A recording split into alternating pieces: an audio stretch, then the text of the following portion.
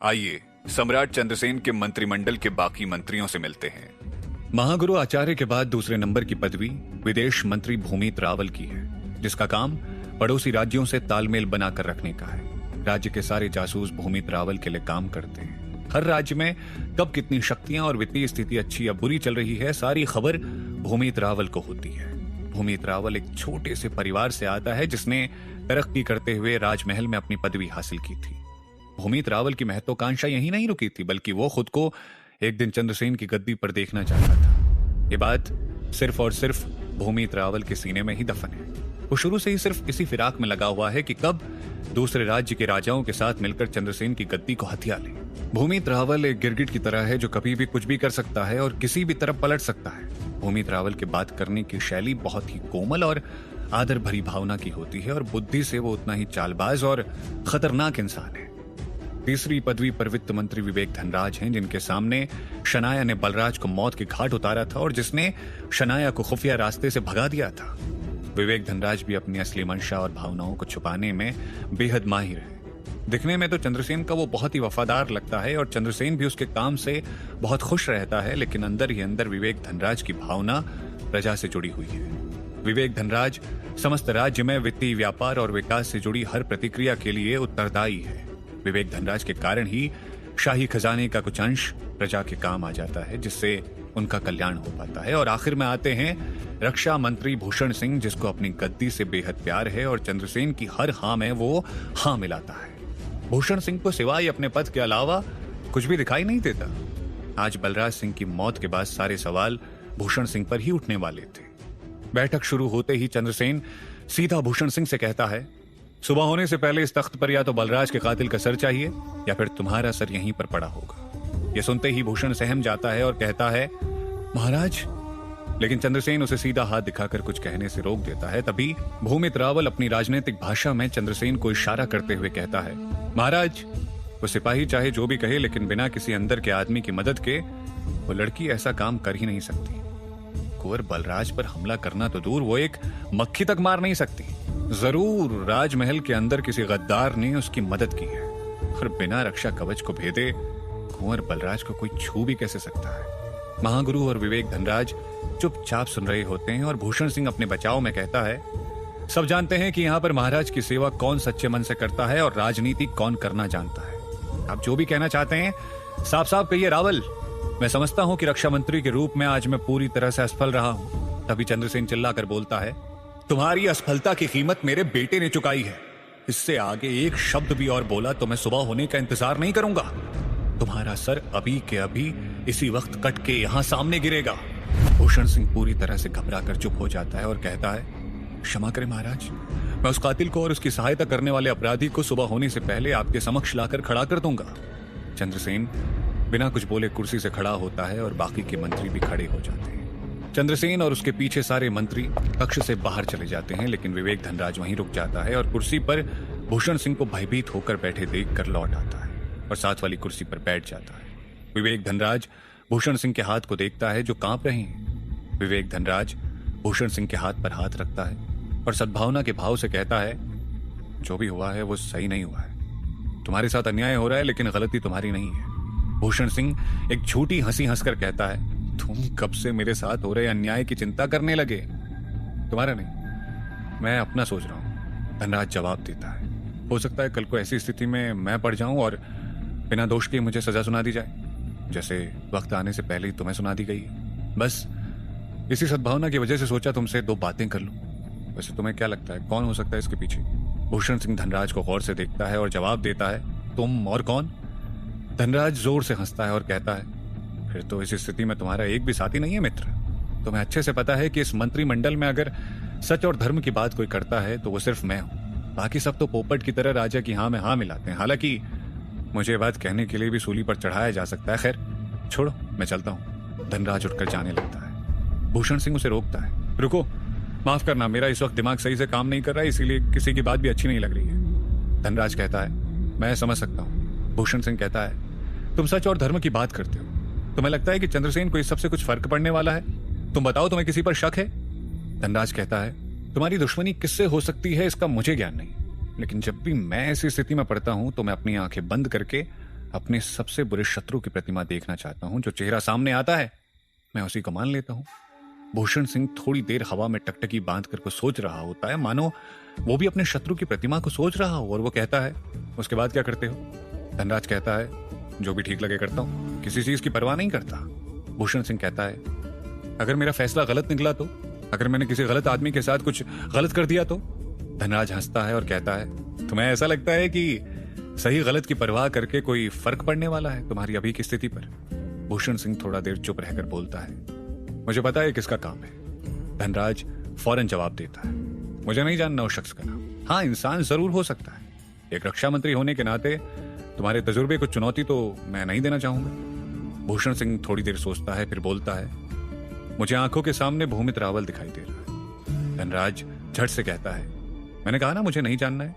भूषण फिर से कहता है, अगर मेरा शक गलत निकला तो? धनराज कहता है, फिर तुम मार दिए जाओगे। परिणाम तो मुझे एक जैसा ही दिखाई दे रहा है हर सूरत में। बहरहाल धनराज खड़े होते हुए बोलता है, मैं इस तरह का कोई सुझाव तुम्हें नहीं देना चाहता। मैं तो यही कहूंगा कि नियमानुसार तुम उस कातिल को ढूंढो और उस लड़की को लाकर हमारे महाराज के सामने खड़ा कर दो। मैं भगवान से प्रार्थना करूंगा कि तुम इसमें सफल हो जाओ मित्र। तुम्हारे सारे आदमी तो लगे ही हुए। धनराज भूषण के कंधे को थपथपाता है और वहां से चला जाता है। भूषण सिंह गहराई से कुछ सोच में है।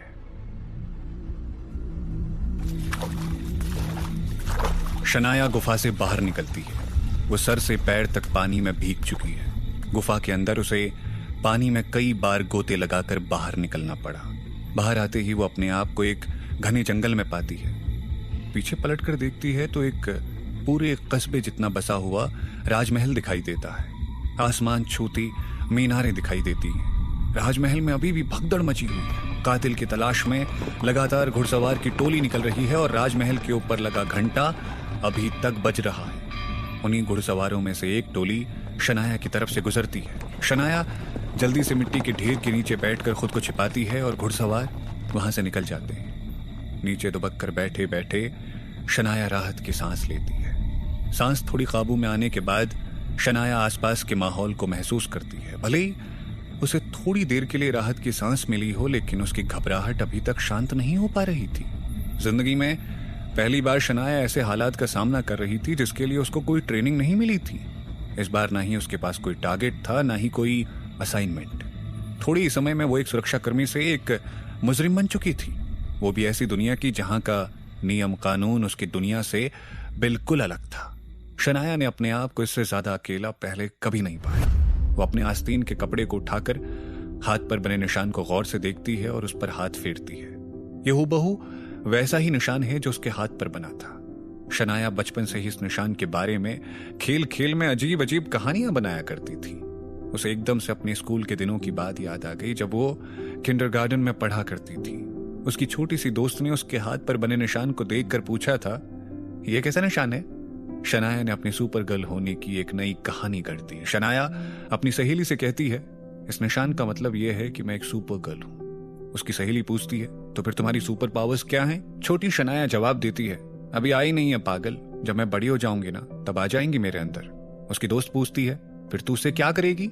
शनाया जवाब देती है, फिर मैं उससे बड़े बड़े राक्षसों से लड़ूंगी और सबको हरा दूंगी। दोस्त पूछती है, और अगर राक्षस तुझे खा गया तो? ऐसे कैसे खा जाएगा, मेरे अंदर तो सुपर पावर्स होंगे ना पागल। शनाया उसे जवाब देती है। दोस्त पूछती है, और राक्षस भाग गया तो? अरे ऐसे कैसे भाग जाएगा, मेरे अंदर तो सुपर पावर्स होंगी ना, उड़कर पकड़ लूंगी उसको। शनाया जवाब देती है। दोस्त दोबारा पूछती है, राक्षस कितना बड़ा होगा? शनाया जवाब देती है, इतना बड़ा, आसमान से भी बड़ा। शनाया अपनी पुरानी यादों से लौट आती है और उन बेवकूफी भरी बातों पर मुस्कुराने लगती है। शनाया को इस तरह की मनगढ़ंत कहानियां बनाना बहुत अच्छा लगता था। वो खुद को सुपर गर्ल ही समझती थी और शायद इसी शौक की वजह से आगे चलकर उसने जोखिम भरा काम चुन लिया और वो रॉ में काम करने लगी। शनाया को ठंड लगने लगती है। खुद को गर्मी पहुंचाने के लिए वो अपनी बाहें रब करती है, लेकिन उसके सारे कपड़े भीगे हुए थे। शनाया मन ही मन सोचती है, ऐसे बैठे रहने से तो कुछ नहीं होगा, ठंड से यहीं मर जाऊंगी। शनाया वहां से फिर उठती है और चलने लगती है। वो धीरे धीरे जंगल के रास्ते से होते हुए आगे बढ़ने लगती है। चलते चलते तकरीबन 1.5 मील की दूरी वो तय कर चुकी होती है, फिर भी उसे कुछ दिखाई नहीं देता। ये रास्ता तो खत्म ही नहीं होता, वो खुद से कहती है और थक कर एक पत्थर का सहारा लेकर खड़ी हो जाती है। वो अपने नए शरीर के हाथों को देखती है, हथेली एकदम कोमल। वो सोचती है ये शरीर जिस इंसान का भी हो, उसे देखकर जाहिर होता है कि उसे किसी भी तरह की मिलिट्री या लड़ाई करने की ट्रेनिंग नहीं मिली है। शनाया अपना आस्तीन हटाकर देखती है तो हाथ पर उसके शरीर पर जगह जगह मार के निशान है, हर जगह नाखून से नोचे हुए निशान थे। शनाया कभी चलती, कभी रुक जाती, फिर चलती रहती। आखिरकार एक जगह पर पहुंचकर थोड़ी दूर पर उसे कुछ जानवर बंधे हुए दिखाई देते हैं। कुछ भैंसें बंधी हुई होती हैं और कुछ एक छोटी सी झोपड़ी में लालटेन जल रही होती है। शनाया किसी तरह से उस झोपड़ी तक पहुंचती है। झोपड़ी के बाहर बैठा एक कुत्ता शनाया को देखकर जोर जोर से भौंकने लगता है। शनाया 2 कदम पीछे लेती है और अपनी ट्रेनिंग की वजह से वो उस कुत्ते की नस्ल पहचान लेती है और समझ जाती है कि ये कुत्ता हमला भी कर सकता है। कुछ देर बाद झोपड़ी से एक बूढ़ा सा आदमी बहुत धीमी चाल में एक लालटेन लेकर कंबल ओढ़कर बाहर निकलता है और अपनी कमजोर आंखों से शनाया को देखने की कोशिश करता है। शनाया को थोड़ी दूर पर खड़ा देखकर वो धीरे से शनाया की तरफ आगे आता है और 2 कदम दूर से ही पूछता है, कौन? लालटेन की रोशनी में शनाया की सिपाही वाली पोशाक बूढ़े आदमी को दिखाई देती है और वो एकदम से चुप हो जाता है। उस बूढ़े आदमी को समझ नहीं आता कि सिपाही के भीगे हुए लिबास में एक लड़की क्या कर रही है। शनाया भी चुपचाप खड़ी रहती है। फिर थोड़ी देर की चुप्पी के बाद वो खुद बोलती है, चाचा मैं रास्ता भटक गई हूँ, मुझे रात रुकने के लिए आपके यहाँ जगह मिल सकती है क्या? बाहर बहुत ठंड है। वो बूढ़ा आदमी लालटेन पकड़कर काफी देर तक खड़ा रहता है, जैसे कुछ सोच रहा हो, और फिर थोड़ी देर बाद वो पलटकर झोपड़ी के अंदर जाता है, ये कहता हुआ कि यहीं रुको, मैं आता हूँ। बूढ़ा आदमी हिलता हुआ झोपड़ी के अंदर जाता है और थोड़ी ही देर में झोपड़ी के अंदर से किसी औरत के साथ उसकी खुसुर फुसुर करने की आवाज आने लगती है। शनाया कान लगाकर गौर से सुनने की कोशिश करती है तो उसे कुछ इस तरह सुनाई देता है, पर वो राजमहल के सिपाही के कपड़ों में है। वो राजमहल से ही भागी हुई भी तो हो सकती है। उसे अंदर मत आने देना, वरना राजा चंद्रसेन के सिपाही हम दोनों को बाजार में उल्टा लटका कर मार डालेंगे। बूढ़ा आदमी कहता है, बेचारी ठंड से मर रही है, उसे ऐसे कैसे छोड़ सकते हैं? बूढ़ी औरत चिड़चिड़ा कर कहती है, तुम ना ज्यादा दयावान मत बनो, अपने बेटे और बहू को तो खो ही चुके हो इस चक्कर में। कम से कम अपने छोटे पोते पोती पर तो रहम खाओ, नन्ही सी जान को तो अपना जीवन जीने दो। औलाद से तो हाथ धो ही बैठे, याद है ना? ऐसे ही किसी इंसान की तुमने मदद की थी और कीमत तुम्हारे बेटे को चुकानी पड़ी थी। वो बूढ़ा आदमी कुछ जवाब नहीं देता और दोनों की आवाज शांत हो जाती है। शनाया झोपड़ी के बाहर काफी देर तक खड़ी रहती है, लेकिन अंदर से कोई आवाज नहीं आती।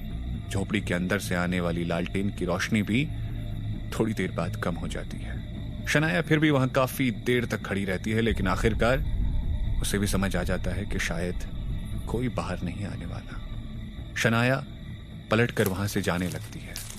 तभी झोपड़ी का दरवाजा खुलता है और बूढ़ा आदमी बाहर आकर आवाज लगाता है, बेटी सुनो।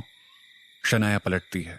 बूढ़ा आदमी अपने हाथों में पहनने के लिए कपड़े का जोड़ा और थैली में कुछ खाना लेकर आता है और शनाया के पास हाथ बढ़ाता है और कहता है, माफ करना बेटी, तुम ये खाना और कपड़े रख लो, लेकिन हम अपने घर के अंदर तुम्हें नहीं ले सकते। तुम्हें तो पता ही है कि चंद्रसेन कितना क्रूर राजा है। शनाया कुछ नहीं कहती, लेकिन वो कपड़े और खाना लेने के लिए अपने हाथ आगे बढ़ा देती है और जैसे ही वो हाथ बढ़ाती है, उसकी आस्तीन का कपड़ा पीछे की तरफ खिंच जाता है और उसके हाथ पर बना निशान बूढ़ा आदमी देख लेता है। बूढ़ा आदमी झट से शनाया का हाथ पकड़ के उस निशान को देखता है। क्या वो बूढ़ा आदमी शनाया के हाथ के निशान के बारे में जानता था? क्या शनाया उस निशान की वजह से किसी मुसीबत में पड़ने वाली थी? शनाया की जिंदगी में आगे क्या होगा, ये जानने के लिए सुनते रहिए कहानी एक थी शिरीन, सिर्फ पॉकेट एफएम पर।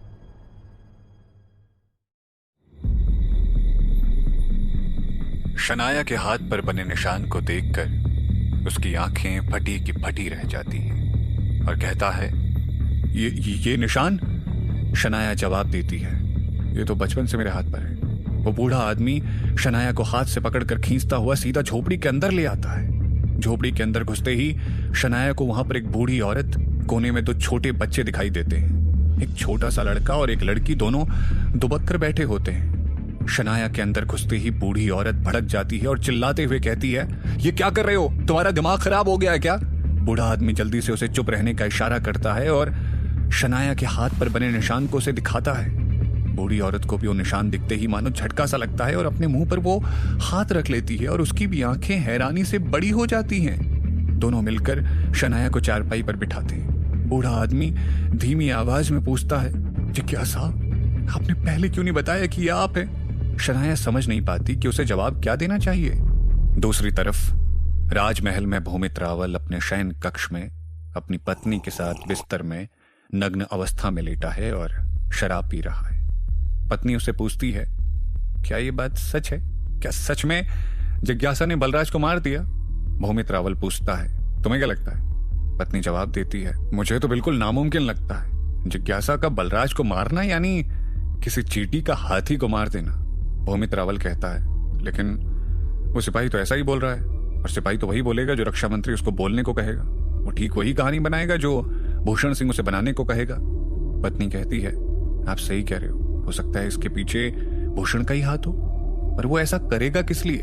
भूमित रावल जवाब देता है, वही तो मैं नहीं समझ पा रहा। उसके अंदर इतनी हिम्मत तो है नहीं कि गद्दी का ख्वाब देख पाए और चंद्रसेन के बेटे पर हाथ डालने की सोचे। हो सकता है उसको पीछे से कोई बढ़ावा दे रहा हो, असली चेहरा किसी और का ही हो।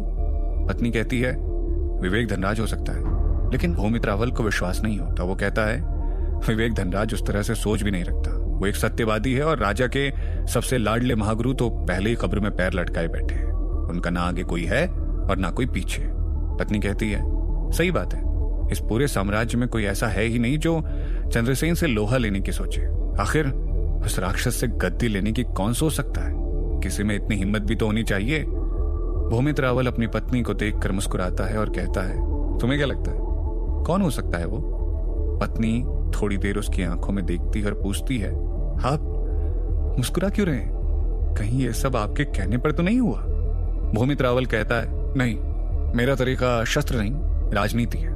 मैं बल से नहीं, बुद्धि से काम लेता हूं। बहरहाल जो भी हुआ, मैं तो कहता हूं अच्छा ही हुआ, क्योंकि चंद्रसेन का कोई वारिस नहीं बचा है। महाजनपद में राजगद्दी के लिए अब कोई भी दावा कर सकता है। पत्नी कहती है, चंद्रसेन अपनी गद्दी किसी को नहीं देने वाला।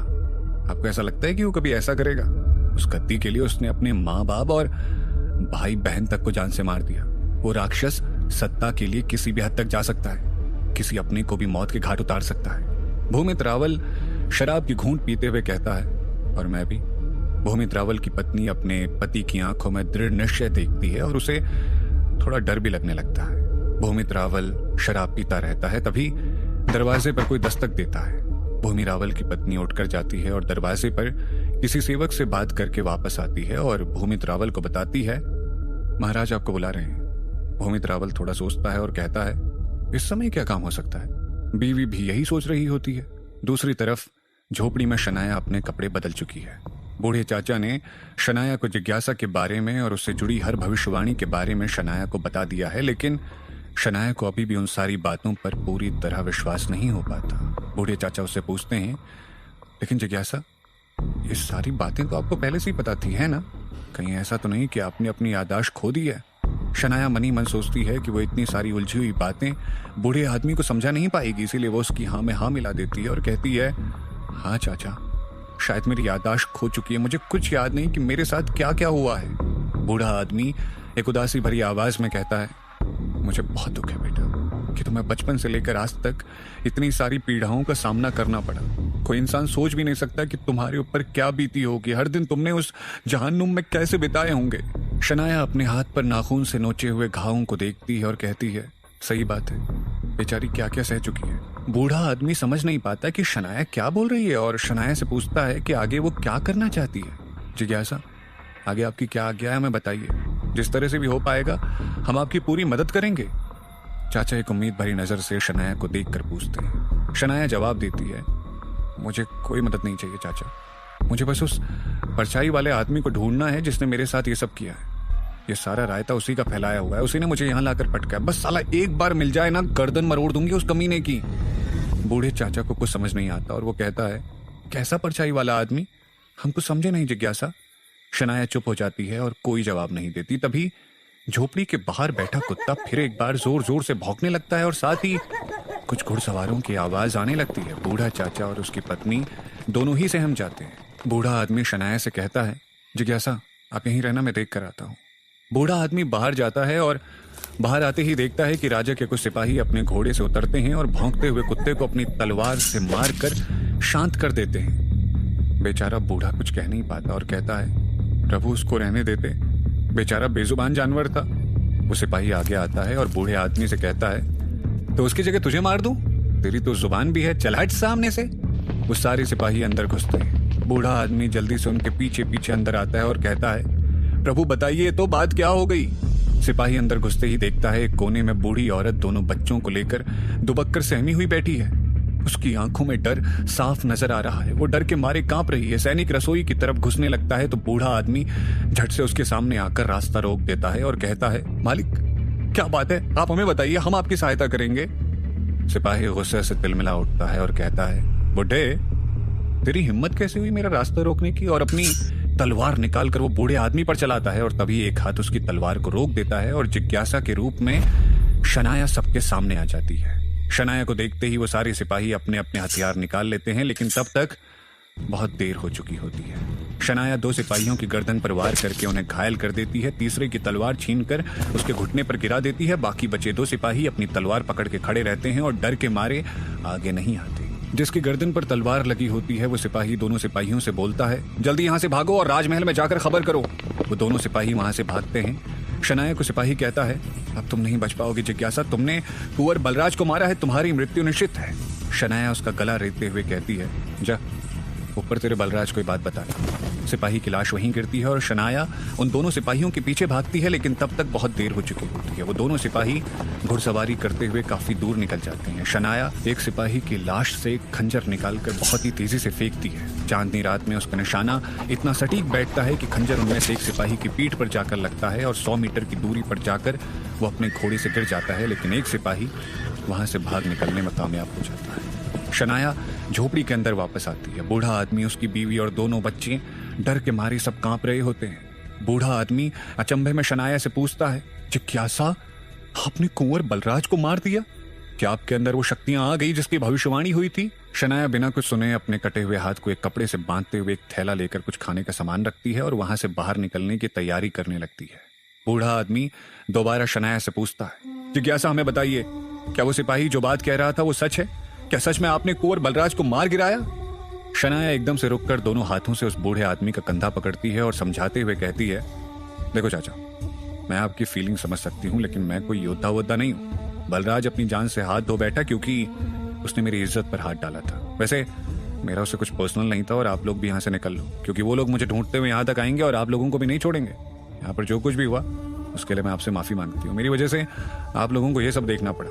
और ये सब कहकर वो बाहर जाने लगती है। बूढ़ा आदमी उसे पूछने की कोशिश करता है, जिज्ञासा आप कहाँ जा रही हैं? शनाया जाते हुए उस बूढ़े आदमी से कहती है, यहाँ से जितना हो सके उतना दूर। उसके बाद क्या करना है मुझे खुद समझ नहीं आ रहा, लेकिन इतना पता है कि मुझे यहाँ बाहुबली बनने में कोई इंटरेस्ट नहीं है। दूसरी तरफ राजमहल में भूमित रावल को सिपाही राजा चंद्रसेन के पास लेकर जा रहा होता है, लेकिन राजा चंद्रसेन के शयन कक्ष की जगह वो सिपाही जैसे ही जमीन के नीचे बने तहखाने की तरफ जाने लगता है, भूमित रावल एकदम से रुक जाता है और पूछता है, ये कहाँ ले जा रहे हो मुझे? सिपाही उसे जवाब देता है, प्रभु महाराज आपसे एकांत में नीचे तहखाने में मिलना चाहते हैं, क्योंकि उन्हें किसी पर विश्वास नहीं रहा। वो कुछ विदेश नीति को लेकर आपसे संवेदनशील बातें करना चाहते हैं, इसीलिए कहा है कि आपको इस वक्त बुलाया जाए जब सब सो रहे हो। भूमित रावल को शक होता है और तंज भरे लहजे में वो कहता है, अच्छा, और अगर मैंने जाने से मना कर दिया तो महाराज ने यह भी कहा होगा कि जबरदस्ती ले आना? क्यों? सही कह रहा हूं ना मैं? क्योंकि मुझे नहीं लगता कि महाराज मुझसे आधी रात को तहखाने में मिलना चाहेंगे। सिपाही झट से झुक जाता है और कहता है, क्षमा करते प्रभु, लेकिन महाराज को पता था कि आपको संदेह और संकोच हो सकता है, इसीलिए निशानी के तौर पर उन्होंने आपको ये दिखाने को कहा था। सिपाही अपनी जेब से चंद्रसेन के हाथ की एक अंगूठी निकाल कर दिखाता है। भूमित रावल उसे हाथ में लेकर देखता है और कहता है, ये तो महाराज की है, इसका मतलब कोई बहुत ज्यादा महत्वपूर्ण बात है। ठीक है चलो। और भूमित रावल सिपाही के साथ तहखाने की ओर चल देता है। तहखाने की सीढ़ियां उतरते ही भूमित रावल के पीछे खड़े दोनों सिपाही तहखाने का दरवाजा बंद कर देते हैं। भूमित रावल पलटकर पीछे देखता है तो उसे कुछ खटकता है, लेकिन बिना कुछ बोले वो आगे बढ़ता है। भूमित रावल देखता है तहखाने में कोई और नहीं बल्कि भूषण सिंह बैठकर शराब पी रहा है। भूमित रावल समझ जाता है कि उसे भूषण सिंह ने धोखे से बुलाया है और वो कहता है, भूषण तुमने धोखे से मुझे यहां बुलाया, और ये महाराज की अंगूठी तुम्हारे पास कहां से आई? भूमित रावल अंगूठी दिखाकर पूछता है। भूषण अपनी जेब से हूबहू वैसी ही एक और अंगूठी निकालता है और सामने मेज पर रखता है और कहता है, नकली है। तुमसे बहुत जरूरी बात करनी थी इसलिए बनवानी पड़ी, वरना तुम यहां आने के लिए तैयार कैसे होते? भूमित रावल आगे बढ़कर भूषण सिंह के पास जाकर बैठ जाता है और कहता है, बताओ क्या बात है? जिसके लिए तुम्हें ये सब करना पड़ा? भूषण सिंह कहता है, देखो भूमित, अगर तुम्हें राजगद्दी चाहिए तो तुम कोई भी चाल चलो, लेकिन मेरी बलि चढ़ाकर तो मैं तुम्हें राजगद्दी पर नहीं बैठने दूंगा। मेरे जीवन का मूल्य इतना सस्ता भी नहीं। भूमित रावल कहता है, तुम क्या बकवास कर रहे हो भूषण? लगता है तुमने कुछ ज्यादा ही मदिरा पी ली है। भूषण सिंह कहता है, तुम जानते हो भूमित, मैं ऐसे भी मरने वाला हूं, तो मेरे साथ झूठ बोलकर कोई फायदा नहीं होगा, क्योंकि इस समय मैं कुछ भी कर सकता हूं। मुझे सब कुछ सच बता दो।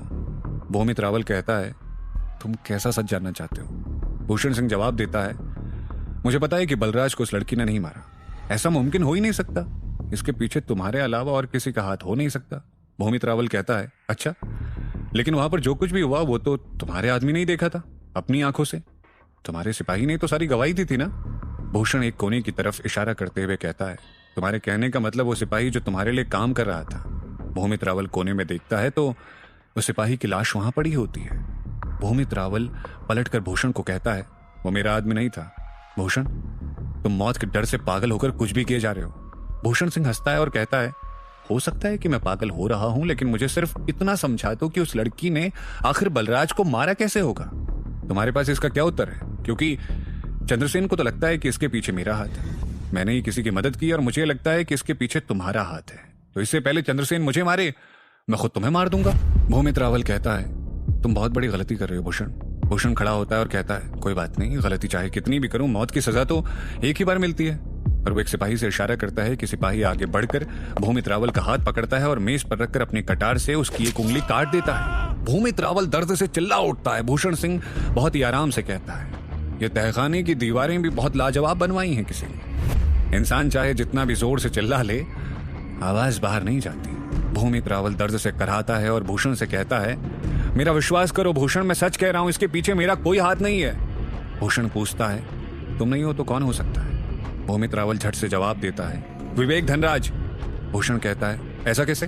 विवेक धनराज तो एक निस्वार्थ आदमी है, ये सभी जानते हैं, इसीलिए तो चंद्रसेन ने उसे वित्तीय मंत्री बनाया है। लेकिन राजनीति करना तो तुम्हारा काम है और मेरे पीछे भी हाथ धोकर तुम ही पड़े रहते हो। आज मंत्रिमंडल में तुमने ही मुझ पर सबसे पहले आरोप लगाया था। भूमित रावल गिड़गिड़ाते हुए कहता है, भूषण, कोई तुम्हारे साथ खेल खेल रहा है। भूषण जवाब देता है, अच्छी बात है, मैं चाहता हूं कि अब तुम भी इस खेल में शामिल हो जाओ, आखिर हम दोनों पुराने मित्र हैं। भूषण सिंह किस खेल की बात कर रहा था? क्या वो राजा चंद्रसेन के खिलाफ कोई षड्यंत्र रच रहा था? क्या भूमित रावल भूषण सिंह का साथ देगा? जानने के लिए सुनते रहिए कहानी एक थी शीरेन, सिर्फ पॉकेट एफएम पर।